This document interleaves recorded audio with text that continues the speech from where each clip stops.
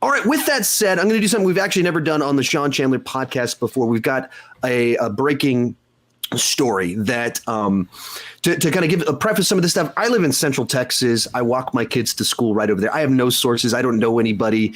And so I'm not normally in the scoop breaking game. Griffin, however, is in LA and knows some people.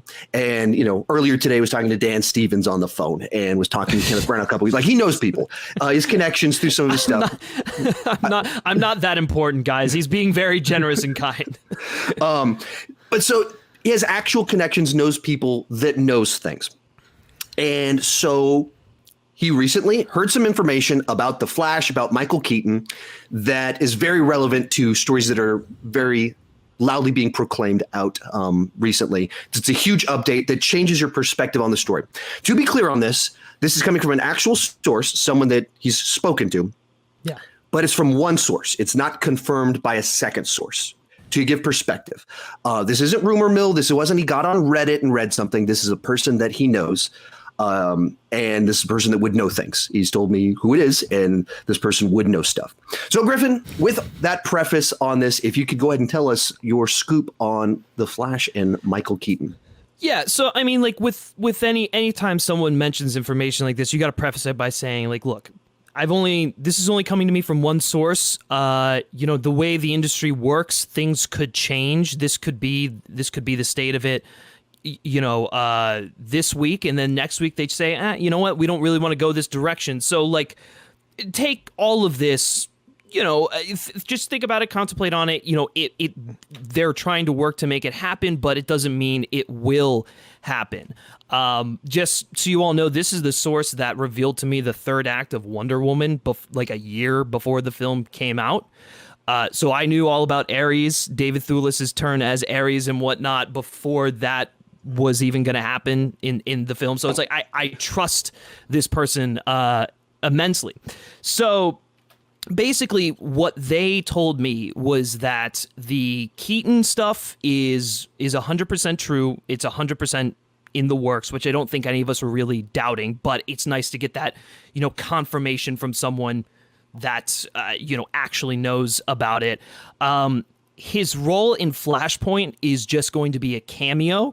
It's not going to be anything substantial, which really put me at ease, because one of my big, things was that, okay, are they going to make Keaton Thomas Wayne, or is this going to be like Burton versus Batman? And it's 100% Burton versus Batman, which I think that sort of came out over the coming days, was that, no, he's not going to be Thomas Wayne. It's not going to be stunt casting like this. He's actually going to be the Batman from '89 and Returns. I don't have any information on whether or not Jeffrey Dean Morgan is actually going to be in the film, or if they've talked to him or whatnot. But I have that. So cameo in Flashpoint, kind of planting the seeds for what the next pieces of information are going to be, which is really the juicy stuff. So after Flashpoint, after they've kind of reestablished Keaton in this universe, in 2023 they're looking to do Batman Beyond and have Keaton be obviously old Bruce Wayne, mentoring either Terry McGinnis, or I've even heard, this is not coming from this source, but I've even heard that maybe they're looking at bringing in like Batgirl and stuff like that. I don't know. I'm assuming they're going to go with the Terry McGinnis if they're going to do Batman Beyond, but that's what they're looking. That's why they're planting the seeds of Keaton in Flashpoint. And then the really interesting thing, and when you think about it, it makes sense, and it gets me super excited. But basically, that the Keaton deal is 80% done. And he had one request, and I'm getting the feeling that this whole deal is sort of hindering on this request, which is he wants Tim Burton, to come back and direct the Batman Beyond film. And hearing that, it might seem like, oh, Warner Brothers is going back to the well to grab someone, who's done like the first two Batman movies and just bring him back in. But if you think about it, Burton, he introduced Batman to the world. He really captured the style. He's got a very gothic sense of filmmaking mixed with those punk elements. Yeah. And so when you look at what Batman Beyond is, and how much filmmaking has evolved. We should define that real then. quick. Yeah. So if you don't know, Batman Beyond was an animated show from about 20 years ago set in the Batman the Animated Series universe with basically a 90-year-old Batman who's been retired a long time. And then someone stumbles across basically him and the Batsuit and becomes this Batman of the future, Terry McGinnis. Yeah. And so it's basically old Bruce Wayne is the mentor to this new Batman. Right.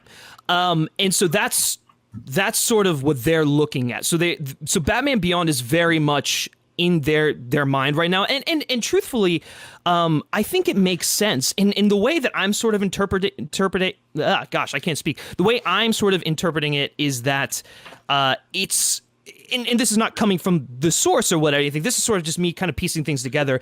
It'll sort of be like what they did with Ant-Man.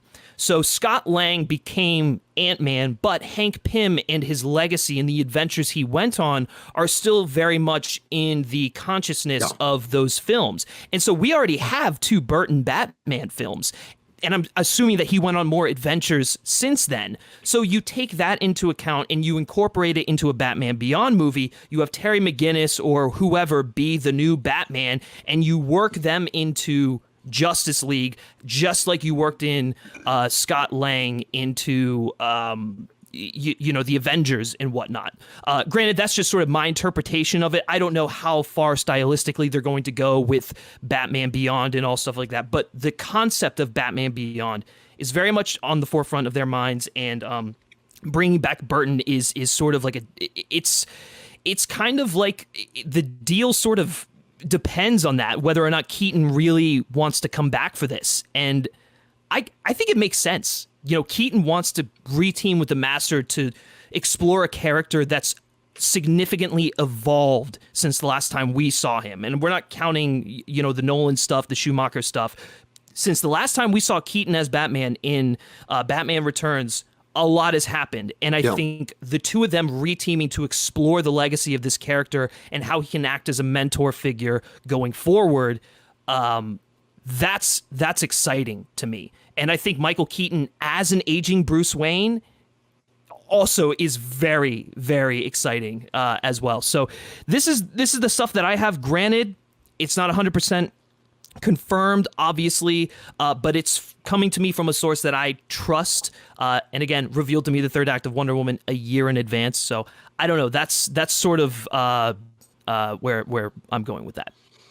And to what we said before, we were discussing this story, and it definitely reshapes the entire interpretation of the previous announcement. Yeah. Previous announcement being like, okay, that feels like stunt casting. Where are they going with this? And you go, oh, if this is like, they really are going full multiverse, this is tied to something in the past, like it's really going somewhere. I think it reshapes it gets a lot more interesting.